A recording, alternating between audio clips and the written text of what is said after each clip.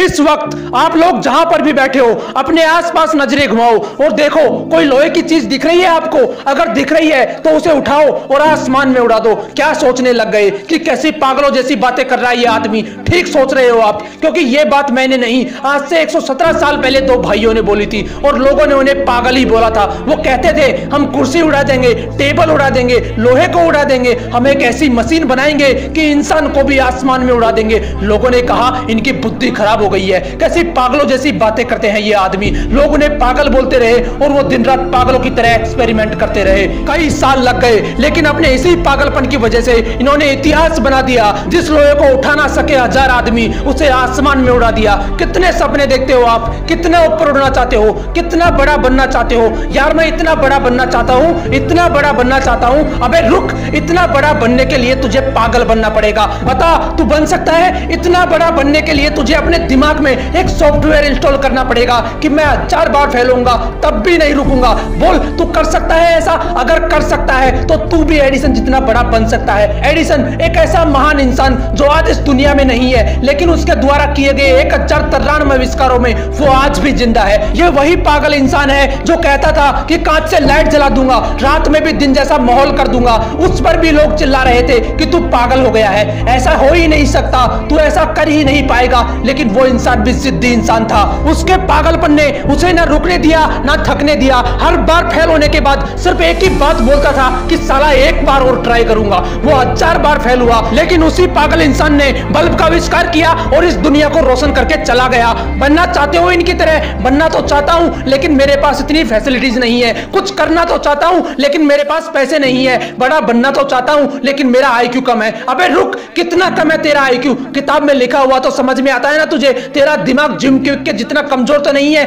जिसके लिए किताबें पढ़ पाना भी बहुत मुश्किल हो गया था, क्योंकि सिर में चोट लगने की वजह से इसके दिमाग ने ठीक से काम करना बंद कर दिया था। इस बंदे ने अपनी जिंदगी के 3 साल सिर्फ यह समझने में गुजार दिए कि सेंटेंसेस को पढ़ा कैसे जाता है। यह सेंटेंस पढ़ना सीखा ही था कि एक बार फिर सीढ़ियों से गिरने की वजह से इनके सिर में चोट लगी और इनकी हालत पहले से भी ज्यादा खराब हो गई। लेकिन अंदर तो जिद थी ना खुद को साबित करने की। इन्होंने अपने दिमाग को समझने के लिए इतनी किताबें पढ़ डाली कि आज वो बंदा माइंड एक्सपर्ट एंड दुनिया के सबसे बड़े लाइफ कोचेज में से एक है। जिस बंदे के दिमाग ने ही काम करना बंद कर दिया था, आज वो बंदा लोगों को यह सिखाता है कि दिमाग को काम में कैसे लेना चाहिए। यहां तक कि कई लीडिंग कंपनीज के मालिक इलोन मस्क को भी इस बंदे ने ट्रेन किया है। अगर मैं आपको बोलूं कि मैं एक ऐसा यंत्र बनाऊंगा जिसकी सहायता से किसी भी इंसान को गायब करके कुछ ही सेकंडों में अमेरिका पहुंचा दूंगा, तो बताओ कैसा लगेगा आपको? आप मुझे पागल बोलोगे या नहीं? क्या बीतेगी मुझ पर जब चारों तरफ से लोग मुझे पागल बोल रहे होंगे कि तू नहीं कर सकता, तेरे बस की नहीं है। कुछ ऐसा ही ग्राहम बेल के साथ हुआ था। वो बोलते थे कि ऐसा यंत्र बनाऊंगा जिससे आप भगवान की तरह हजारों किलोमीटर दूर बैठे किसी भी इंसान से बात कर पाओगे। लोगों ने कहा ये पागल हो गया है, इसकी बुद्धि फिर गई है। लोग चिल्लाते रहे उस पर,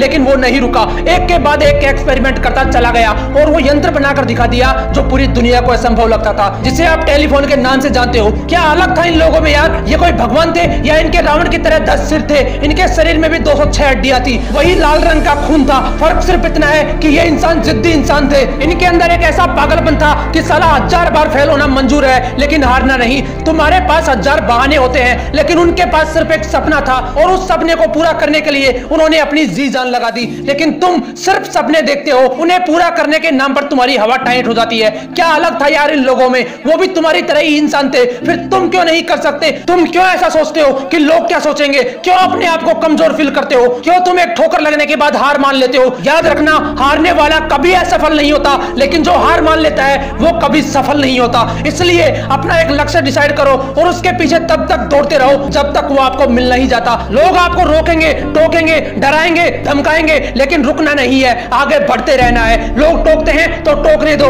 भोंकते हैं तो भोंकने दो, लेकिन आप जिद्दी हो जाना अपने लक्ष्य के लिए। पागलपन की सारी हदें पार कर देना। मोटिवेशनल विंग्स आपको इसी तरह हौसलों की उड़ान देता रहेगा, इसलिए इसे लाइक, शेयर एंड सब्सक्राइब जरूर कर देना। लोगों ने रचे होंगे इतिहास कई सारे, तुम भी एक नया इतिहास रच देना। मिलते हैं नेक्स्ट वीडियो में। जीत फिक्स। ऐसे कौन से 2 शब्द हैं जो एक